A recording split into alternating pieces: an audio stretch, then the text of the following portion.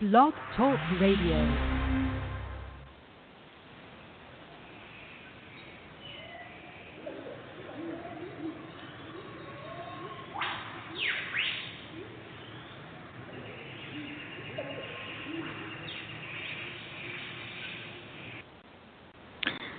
Hello, everyone. I'd like to welcome all of you back to Ohio Exopolitics.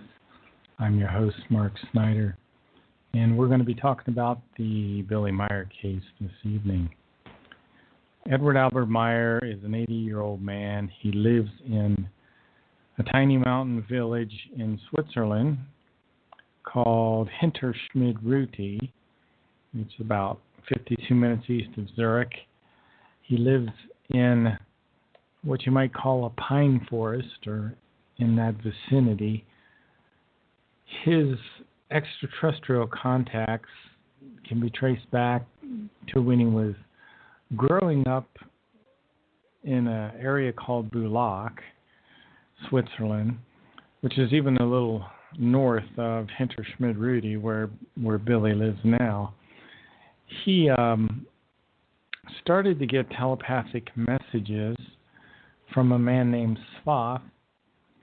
And Svath was a man from a race of extraterrestrials that originally allowed themselves to be called the Pleiadians. But they're not from our Pleiades. They're from a planet in a star system some 80 light years beyond our Pleiades, in a star system in a different dimension. These people live in a different space-time configuration than we do, a different dimension. The Meyer information says there are 7 dimensions in our universe, and I think during the last show I might have accidentally said 9, but there are only 7. The Pleiaren come from a dimension where populated planets are much closer together and probably much more common than in our universe, our universal space-time configuration, where it may take a dozen light years to find the next planet with people on it. Now, Svath people live on a planet called Era, and they're many thousands of years ahead of us in terms of their evolution. If you looked at human evolution in steps, there are 7 distinct stages that human civilizations go through. And the Pleiaren are at the 5th stage, where we here on Earth are at stage 2. The first 5 stages of evolution for human beings, for human civilizations, takes about 40 to 60 million years to get through. Part of that time is spent in the physical, and part of that time is spent in what's called the spiritual realm. So we reincarnate. We go from the spirit realm back to the physical and then back to the spirit realm. And each time we come back into the physical, we get a new material consciousness. And our material consciousness consists of the subconscious, the unconscious, and the conscious mind. It also consists of your personality. And we get a different personality each time we incarnate, so that we see life from a different perspective. We don't fall into the same habits that we did in the previous life. And this gives us a broader range of experiences, and it gives us a better evolvement. This is how creation works. Now, we have a part of us that's permanent, that stays with us with each one of these lifetimes. And that part of us is called the spirit form, which is also called the Geist form in the German. The spirit form is this tiny little bit of energy. It's no bigger than the head of a needle, and it resides in an area of your middle brain called the superior colliculus. Now, the energy associated with the spirit form goes throughout your whole body. And the spirit energy stays in the body even for about 3 hours, even after you die. Even when the spirit form leaves the body and takes it with it, the consciousness, there's a spirit energy that remains in the body for about 3 hours. And that's why some body parts can still have organ donation, because the spirit energy stays a residual spirit energy, I should say, stays behind in the body of a human being for about 3 hours. Now these are called fine fluidal energies, and fine fluidal energies are like the residual effects of your spirit form. And in your house, your furniture, musical instruments, books, even the trees outside have residual energy from your own body, from your own spirit form. And these are called fine fluidal energies. And this is the incredible power of the spirit form. The spirit form, again, is the part that never dies. It remains after death. And it's a tiny fragment of the creation, of the universal consciousness. The universal consciousness or creation as it's called, the term in the German is Schöpfung. And the creation, you could think of the universe as the creation's internal and external body. And the universe that we live in is the manifestation of the wisdom of creation. Everything which exists in the whole universe is a manifestation of the might and the infinite and true love of the mighty universal consciousness.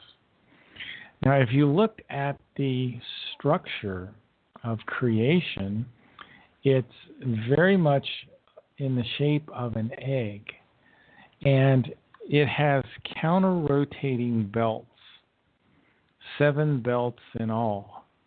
The 4th belt is the material belt, and that's where all the stars and the planets and the galaxies exist. And it's the only belt that we can really see. The rest of them are completely invisible. There's something called the central core, which is about 3.5 light years. There's the second belt is called the core belt, and it's humongous, many, many light years. Then there's the Earth space belt, which is also tremendously huge, and then the material belt, the solid state matter universe, where all the galaxies, the planets, the stars, and the gases are. And then there's additional belts after that. So these belts, they counter-rotate with one another. And the creation goes through, I believe it's 155 or something along those matter, 155 trillion years of expansion. And we're about 46 trillion years into the expansion phase of our universe. And during the expansion phase, it creates new spirit forms.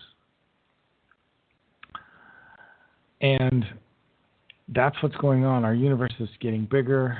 New spirit forms are getting created.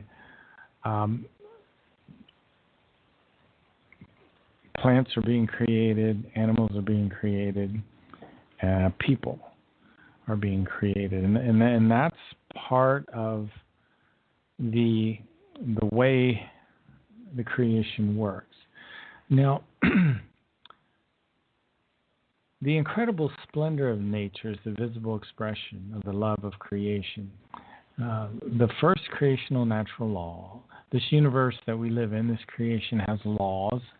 And the first law is the highest law of them all. It's called effective love. And the law of love, love is the highest principle in all creation. And everything exists through it in absolute logic. Love is the highest principle in creation, and everything exists through it in absolute logic. So the love of creation is very logical. It's a neutral, positive love. Creation radiates love, much like the sun radiates light and heat. The second law of creation is the law of striving, which is the fundamental law of all evolution. Striving, there is no life. And without striving, there is no happiness. That's one of the interesting laws of nature, is that there really is no happiness for the human being outside of striving. So we have to continually, as much as possible, continue to strive. And let me read just a section in the Way to Live book that talks about striving. Striving creates the life right up to the being. Striving means delectation in a form which is always fulfilling and progressive. But to be without striving means unwillingness and affliction. Affliction is inhibited striving and inhibited life. But inhibited striving and inhibited life bring inhibited evolution and stagnation. And it goes on to talk about what happens to the human being that isn't striving enough. Well, they end up in hopelessness, grief, confusion, irrationality, joylessness. It goes on and on and on. So this is a practical point of study of where you can apply this information to your life. This is the fundamental law of all evolution, is the law of striving. And striving is very important. Let me continue here. Creation itself, as well as all its creatures, and Wesenheiten, is imbued with the power of striving in order to attain success, the future progress, and that which is higher. Striving is the power of the spiritual as well as the physical. So, we get these times where we get out of neutral, positive thinking and we lose our motivation. And that's like a vicious cycle, because when you stop striving, you lose your happiness. So striving is the power of the spiritual as well as the physical. And striving is an incontrovertible creational law. One of the things that Colonel Wendell Stevens said about Billy when he met Billy, and every time he visited him, is that Billy was constantly on the move. He was constantly working, constantly striving. And in order to talk to Billy, Colonel Wendell Stevens would have to go with him wherever he was going, whether they were slinging manure or whatever work they were doing there at the FIGU building. That's the only way that Colonel Stevens would get to talk to him while Billy was striving away. The greatest power in every single Wesen is there to serve the striving. And truthfully, the striving is the great and enormous power itself. Striving is the means ancient. Striving is the law of all evolution and of all absolutely full development. And striving is the power of the life in the sense of progress. If the striving is absent in some life form, then the power of the progress extinguishes, and thereby the sense of life. If a human being loses his or her striving, then he or she also loses the sense of life. If the human being can no longer strive for anything at all in himself/herself, he or she feels with deadly might that he or she is no longer of use to anything, and that as a human being, he or she has become impossible. So this is critical. This is the key to your happiness, is to continually strive. This is the fundamental law of all evolution. The law of harmony, the creational natural law of harmony, means that there's a bipolar structure in everything. There exists a negative and a positive. And our goal is to keep our thinking in the neutral positive. One of the most important books related to our thinking is called The Might of Thoughts. And one of the interesting things is we have unconscious thinking. We also have something called preconscious thinking. And let me, if you'll just bear with me for a second, I want to find, I think it's on page 72 of The Way to Live, of the Might of Thoughts book, where it starts to talk about the, here we go. Let's talk about cognition first. The term cognition is a collective term for all processes, manifestations, and structures which are associated with the conscious and unconscious perception of anything. So let's break this down. When I was reading this today, the thing that jumped out at me was the fact that we have conscious and unconscious perception. That means we have unconscious thinking going on. That means you're thinking about things you don't even know you're thinking about. Your unconscious mind is. We actually are perceiving things with our unconscious. And we have thoughts which are called preconscious thoughts. And preconscious thoughts are thoughts which are unconscious right now, but if they're not repressed, they will become conscious. Unconscious process of perception runs its course through the psyche. So we have thoughts which are in our conscious mind, in our unconscious mind, and thoughts which are moving between the two. They are becoming conscious. They're pre-conscious. So there's a whole lot more to thinking than people realize. So one of the arduous tasks that we have is controlling our thoughts and making sure they're neutral positive. This is a creational natural law. It's called the law of harmony. And the law of harmony works together with the law of striving. If you're striving, it will help you stay in the neutral positive. And if you're in neutral positive thinking, you're more likely to strive. And you're a much better lover, which is the other law we just talked about, if you're striving and you have the law of harmony. We talked about the Geist form, the spirit form. We also have something in the center of the spirit form called the Gemut. And the Gemut controls the thoughts and the feelings of the spiritual consciousness.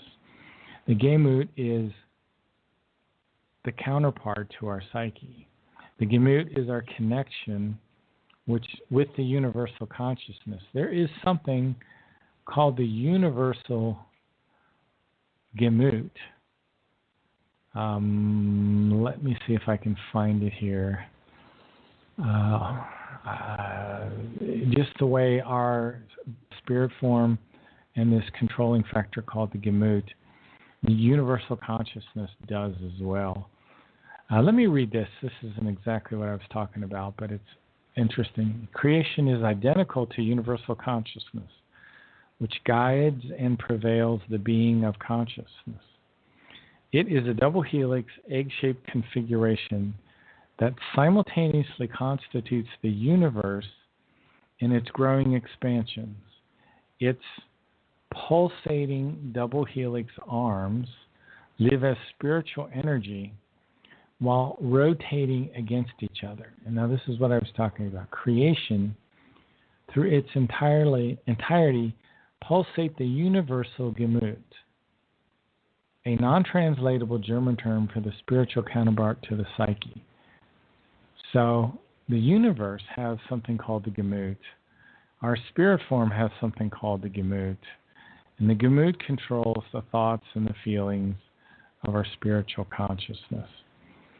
So we have this material consciousness that is for this life. From the material consciousness comes your personality. The material consciousness is the only thing that can be creative. If you're writing a book, if you're reading a book, if you're playing a musical instrument, if you're doing crafts, that all comes from your material consciousness. Your spirit form cannot be creative. Your material consciousness makes all the decision making. So the spirit form is a processor of the neutral positive. It is, let's see. One of Billy's contacts was a woman named Semyase, and she talked to Billy on March 26, 1975, and this is the 10th contact between Billy and Semyase. Semyase, at this time, in the middle 70s, was about 344 years old. She was a young, pretty woman with fair skin. She had blue eyes, blonde hair, and she would land her beam ship in fields close to where Billy lived, and Billy would drive his moped out there, and then he would sit down under a tree. She would eventually come out of her ship and walk over to Billy, and, on nice days outside, and the two would talk. And she would say things like, the human bears a spirit that does not die nor sleep. During the deepest sleep, it records all thoughts in motion. It informs the human whether his thoughts are correct or false if he has learned to pay attention to it. Billy has an interesting definition of spirit. Evidently, we have a spirit body. I've not heard him talk about that much. I've talked tonight about the superior colliculus, where the spirit form resides. The energy of the spirit form is like a filigree web which covers the body inside and out. It brings life to every cell of the body. As I mentioned, when you die, the spirit energy still is present within the body for about 3 hours. Your spirit is the immortal factor of you. And it never dies, it never sleeps. It's constantly recording what you're thinking, what you're feeling, and it will tell you if your thinking is wrong, if you've learned to pay attention to it. And each reincarnation, the spirit form gains wisdom and power. So that's what the purpose of these material lives are, is so that your spirit form can gain wisdom through all of these incarnations. Now, Billy's spirit form is very advanced. His spirit form is 9.6 billion years old. His spirit form is the spirit form of the universal prophet, which what that means is his spirit form incarnates on planets, and it has for thousands and thousands of years, not only on the earth, but in the past, billions of years ago on other planets and other galaxies. And his spirit forming and Billy's material consciousness now in this lifetime is what is called the band throught. And this is the highest state of evolution that a human consciousness can achieve. It's also higher than an ishwish. So Billy has incarnated on the earth as the people that we call Enoch, Elijah, Isaiah, Jeremiah, Emmanuel, and Muhammad. But he has many other incarnations, people that you know, like Aristotle, Galileo, Mendelssohn, Mozart. Very important incarnations, even though he wasn't a spiritual teacher in those lives. I'm going to take a bit of a tangent I'm kind of talking about the spirit form and reincarnation. But I wanted to talk about what's called the Barden, the People's Union of Barden. It originates from the homeworlds of Barden 1, 2, and 3, which these worlds are in a completely different galaxy, and they are members of the Playaran Federation. One of their ships self-destructed on Earth in 1908 in what was called later the Tunguska event. And in Contact Report 428, Billy talks a little bit about this with Ptah. They have very interesting conversations in these Contact Reports. Let me read what Billy says about the Tunguska event. I want to ask yet something regarding that which you have addressed with the 424th official contact conversation on June 17th, namely the arrivals of extraterrestrials in terrestrial space. There was indeed the Tunguska catastrophe in which space travelers suffered a breakdown and exploded their large ship in the air because it could not be repaired again. So Billy's asking Ptah to kind of elaborate on that whole thing again, and so I'll just read a little bit of what Ptah says here. The great spaceship, which at that time suffered a breakdown and was destroyed, out of which the so-called Tunguska event resulted, belonged to a people who live in a distant galaxy in your space-time configuration. Christianity, however, which was brought to their home worlds by some of their space travelers, and which quickly spread out, led to gravest religious wars. When they finally got order again, the space travelers were forbidden to make any more penetrations into terrestrial space. Around 1,000 years after this decree, a great spaceship of these people erred into the Sol system as a result of faulty coordinates and became stranded on Earth by a still emerging grave breakdown from which it could no longer extricate itself. So for several months, the spaceship lay with grave technical damage hidden in the Tunguska region.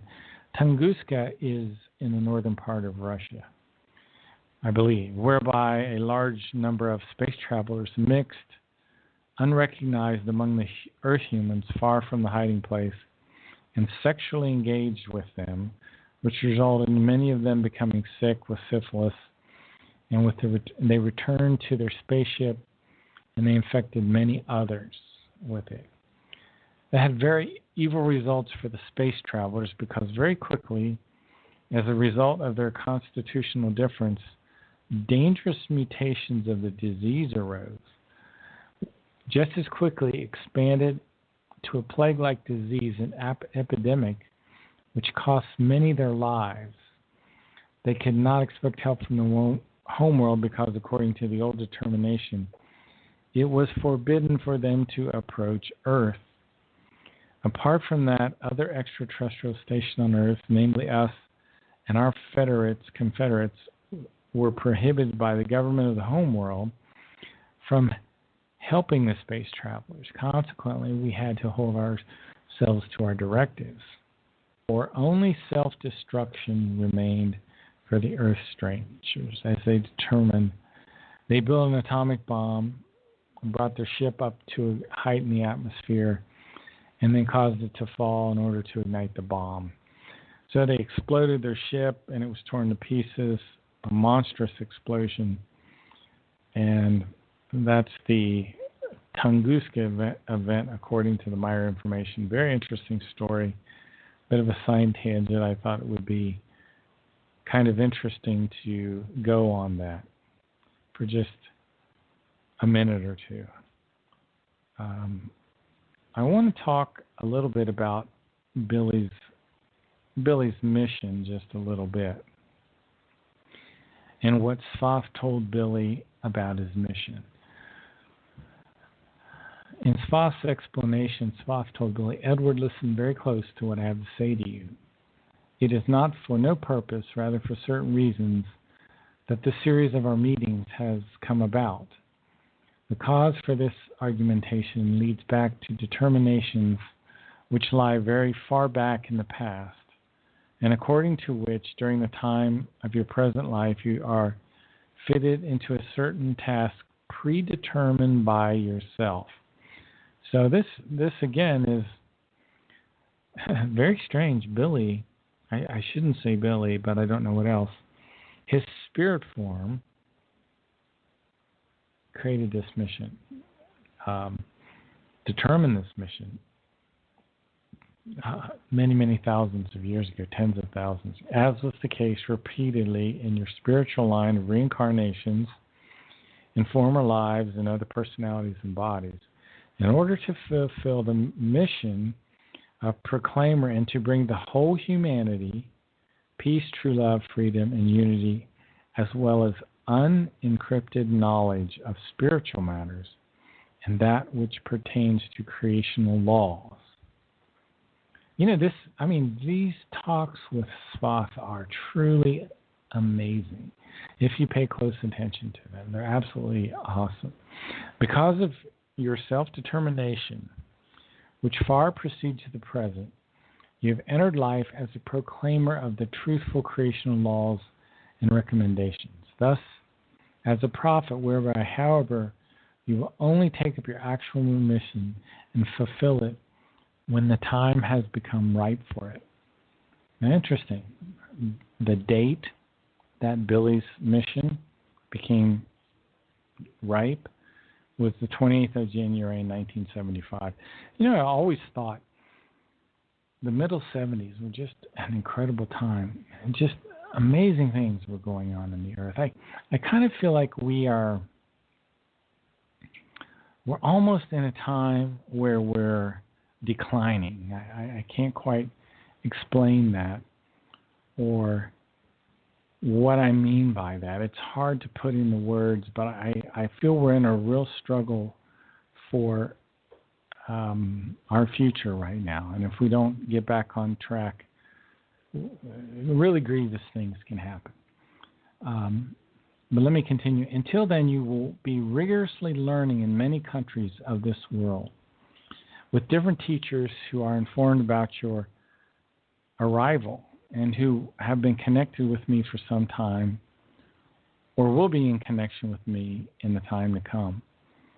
So Billy was set up with these teachers, Svath, Asket, Sannyasi, but also at the Ashoka ashram, there were teachers there for them, for him there when he went to India and studied in the Ashoka ashram. Let me continue here with what Svath says. As with all really great proclaimers and sages who have taught here on the earth since time immemorial and have brought the entire humanity to the teaching of spirit, peace, love, knowledge, harmony, and wisdom, as well as real freedom, you have always been an inconspicuous human being, as well with all genuine proclaimers and sages. You will also have to learn very much before you will take on and fulfill your predetermined time. So Billy would have these long conversations with Svath on his ship. And at one point, Svath put a device on Billy's head which unlocked the abilities of his previous personality. And this is one of the talents Billy has now, to be able to see into the future. Let me stop here and see what Throught has to say about our money system. Throught says, but you will not be able to disseminate your written works without payment, because that is impossible through the money economy system of terrestrial humanity. But you should not give attention to that, because the time in your traditional teaching of the Spirit will bring with it that the emerging group, the truth of the teaching will be recognized, and accordingly also financial means will be made available with which your writings and books can be prepared. So here he is, Throught, this 900-year-old man, telling this little boy about 6, 7 years old how he's going to be writing all of these important writings in the future.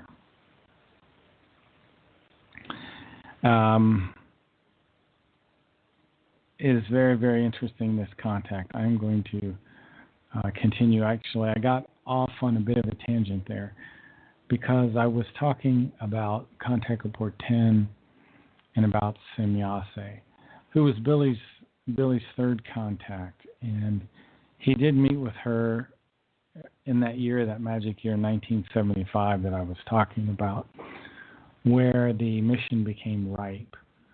Unfortunately, Semyase suffered a life-threatening accident in the Semyase Silver Star Center in Hinterschmidt-Ruti and had to be taken to her home planet of Ira for medical rehabilitation.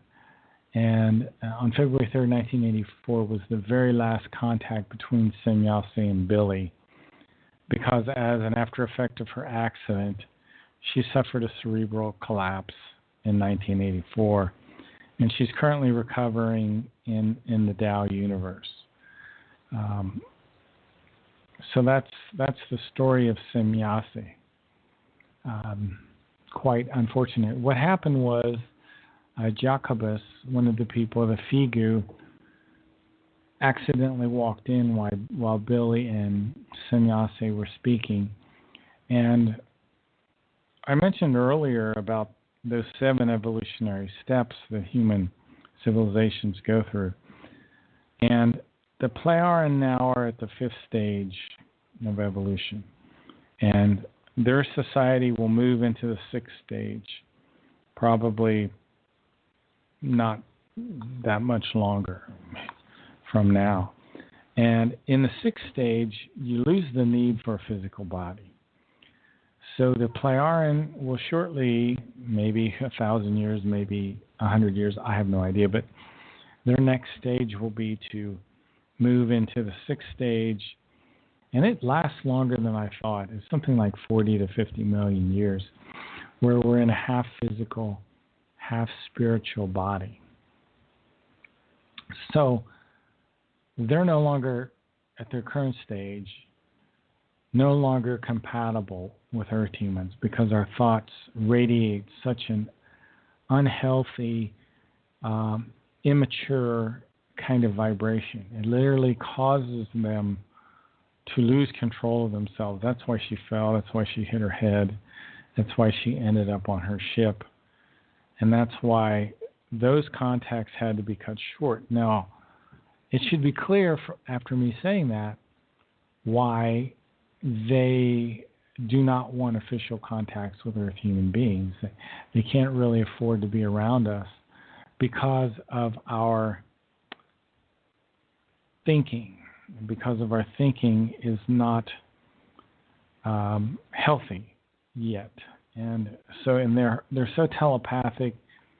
They have such sensitivity that it's physically unhealthy for them to be around us because of our thinking. So we have to go through the arduous task of evolving our consciousness, because we are what you might call non-creational thinking human beings. We work strictly from our material intellect most of the time, which has many limitations. And the more we stick with our material intellect, will have a tremendously slow evolution. Let me read a little bit of something from Contact Report 11.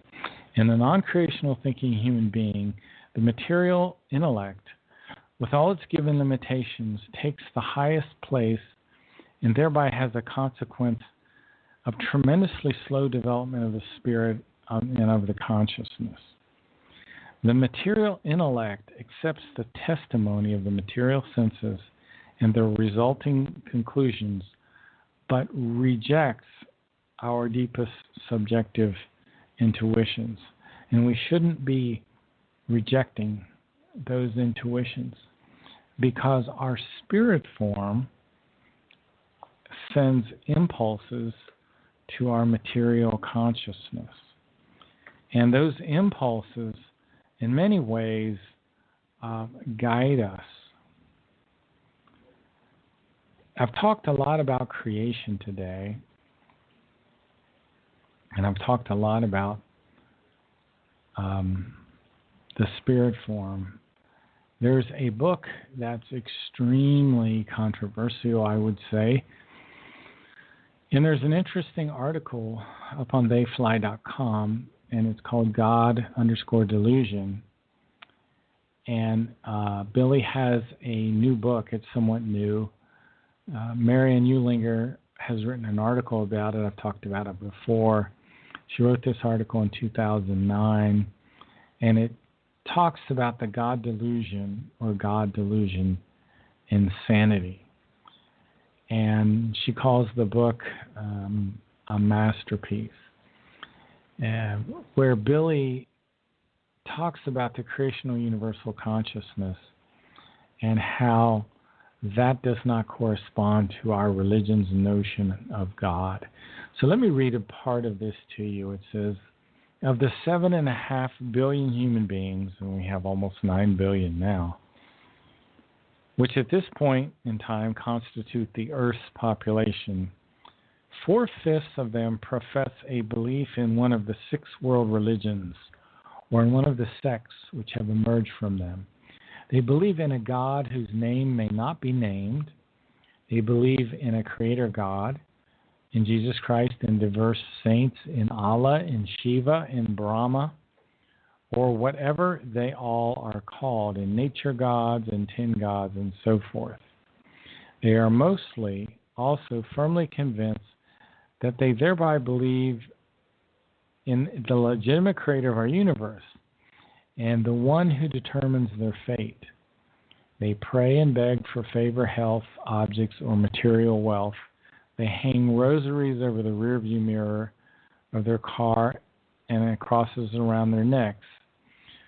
And by doing that, they think that they have immunity from accidents and everything bad. And some people today still sacrifice food, money, animals, and even in earlier times, human beings. Virgins were sacrificed. So anyway, what is the difference? What does Billy mean by talking about creation? Let me read here what this article says. Billy's tool is his enormous knowledge and his wisdom, which has never been achieved by any human being. This wisdom relates to the creation universal consciousness and everything contained therein. Billy does not just point out and warn, rather he explains and instructs and provides answers. These are answers to the Earth humans' millennia-old questions, and also the questions which are just as relevant today, which could sound like this. If God is only a figment of imagination or delusion, then who is watching us? What is creation? If nothing is chance and chaos, then how is it really?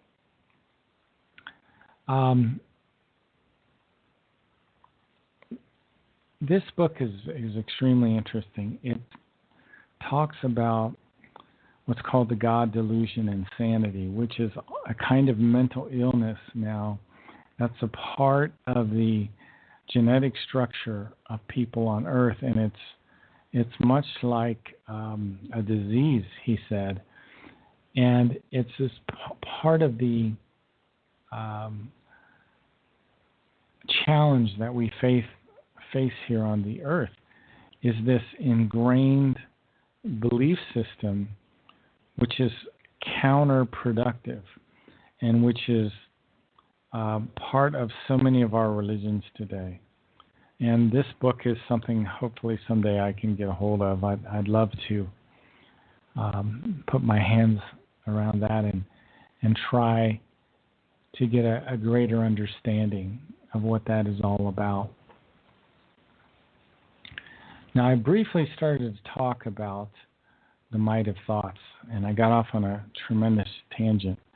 And I was talking about preconscious thoughts, thoughts which are moving from the unconscious into the conscious mind. And one thing that I rediscovered today was that emotions can create thoughts, which is kind of a bad thing, because we want to be consciously steering our thoughts. So when emotions are creating thoughts, this starts another kind of cycle in our mind. Unconscious thinking is especially dangerous for the psyche. So our thinking process is incredibly complex. Now, emotions rage upward. You cannot steer emotions. Emotions are very dangerous. A person's state or feeling, scientific discourse has drifted to many other definitions of emotions, and there is no consensus on what emotions are, even among science. And this is a huge statement because science has not even been able to define emotion. And the physiology of emotion is closely linked to the arousal of our nervous system. The Meyer information explains that emotions are lightning-fast reactions to some sort of factor in the body or in the environment. And both anger and rage are considered emotions. And our unconscious thoughts perceive dangers around us. For example, we'll suddenly turn and see someone coming towards us, for example, with a knife. Now, we perceive that unconsciously before our conscious mind did. When you put your hand on something hot, you pull that hand back, before your conscious mind even knew what you were doing. So we have behaviors that are completely unconscious. So one of the things that we have to be aware of and careful of is anger and rage. Because anger and rage can have very devastating results. Due to, and this is an interesting article that Billy has, due to ununderstanding, popularly anger and rage are often put on the same level as each other. However, these are two fundamentally different factors.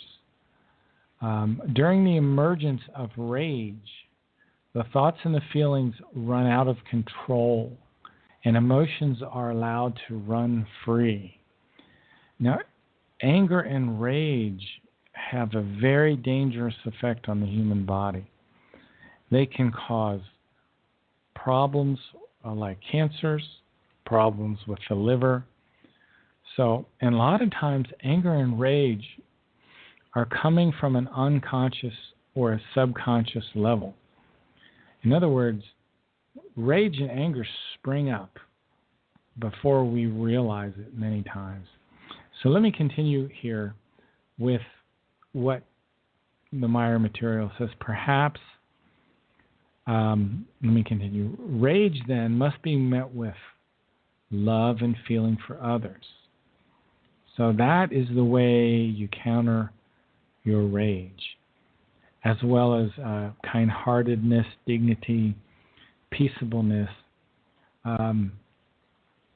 Having a high regard for your fellow human beings can help to combat anger. Rage is sometimes defined as a violent, uncontrollable anger.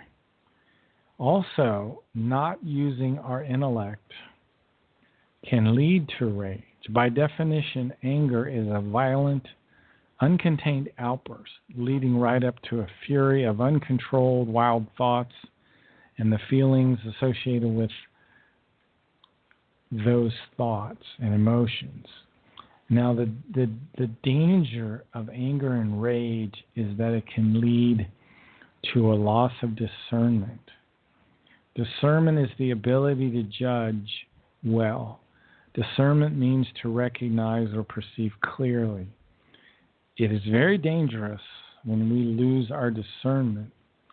So through anger and rage, the human being loses one of our best naturally given abilities, which is healthy discernment. Now, another great article written by Marion Eulinger in Mondrian in Switzerland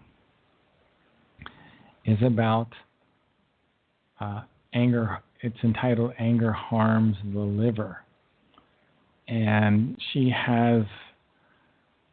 describes a friend that she had that had problems with anger. And I'll just read one of the paragraphs from this article. What I knew was, she's talking about her friend here, that she was a dogged fighter and she played extremely good tennis. I also knew she was angry at her husband, and he didn't help her enough in the household, in the garden. He ate too much meat. He pulled out the bottom shirt without holding the upper ones. He shut all the drawers and doors with a bang. He esteemed her, but he didn't treat her to nice things, etc. In other words, he behaved sometimes like a bull in a china shop. Although to my outsider's eyes, despite his body height and intelligent, gentle, he seemed, Marion says, he seemed like a humorous and likable man. But this woman had this great anger at her husband, and I think it led to problems with her liver. And I'm not going to go over that whole thing, but Billy talks about anger and rage, and there's just a paragraph in an article here I want to read to you. It says, by definition, anger is a violent, uncontained outburst, leading right up to fury, of uncontrolled wild thoughts and their feelings as well as their emotions. Thereby, the emotions must not be equated with feelings because they are two entirely different things, whereby it is from wrong thoughts and feelings which have been maintained for a time that emotions first develop. Let me read that again. Whereby it is from wrong thoughts and feelings which have been maintained for a time. So if you deep in your psyche are holding on to wrong thoughts, wrong feelings, and you're maintaining those wrong thoughts and feelings, that's when emotions develop. Let me continue. And then, which then break through and come to the fore at very appropriate and inappropriate opportunities. Thus, anger is conditioned emotionally and is brought about when a vexation appears. So, when you have these emotions and these wrong thoughts which have been maintained within you, anger is the expression of these negative thoughts which have been maintained in you for quite some time. Let me continue here. Through any incidents, words, discourse, deeds, actions, damage, or loss, and so on, the anger expresses itself through distorted facial expressions and angry redness in the face, as well as through malicious and uncontrolled words, through uncontrolled gesticulation, and on and on and on. So anger and rage are very, very dangerous. A couple of things to note. the trigger for our anger is within ourselves. The degenerated negative frequencies which we send out by our consciousness block when we're shouting are very toxic for our cells. Our hepatocytes, which are our liver cells, are affected in such a way that they will degenerate and cancer cells are built up just because of anger. There is a word that sometimes defines those that are angry. Intransigence means refusing to compromise or agree. Inflexibility is sometimes associated with anger. If we want to prevent anger, then we have to take control of our thoughts. In summary, emotions are reactions. Our emotions are able to create thoughts. Feelings occur because of thoughts. Emotions arise spontaneously and are hard to bring under control by our thoughts. Emotions arise so quickly that they are noticeable before we detect them. We cannot steer our emotions.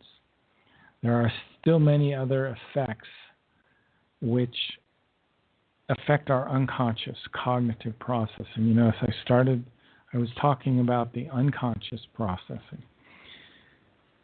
Some things that can affect your unconscious is your state of your health, your desire, the fitness of your body, of your psyche, of your consciousness. Alcoholism can also affect your unconscious. So we have these subliminal perceptions which are present within every human being.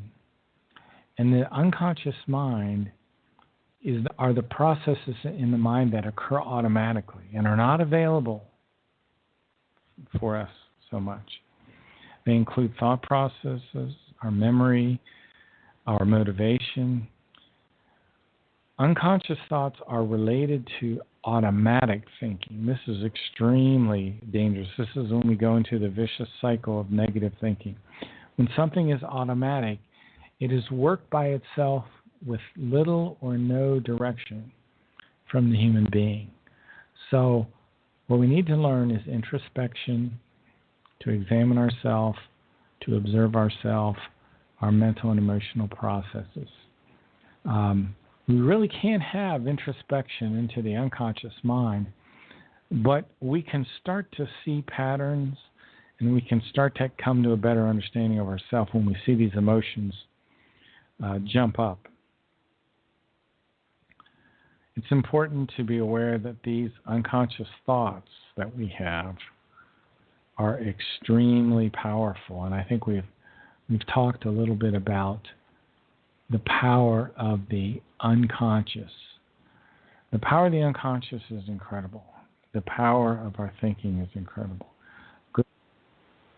Good thoughts lead to good feelings lead to good habits lead to good circumstances in our life. You have the power to create good circumstances in your life. You have the ability to be the master of your own life, to create your own circumstances. Your thoughts are incredibly powerful. I want to thank you for coming to the show tonight. You've been listening to Ohio Exopolitics. I'm your host, Mark Snyder. Have a great evening.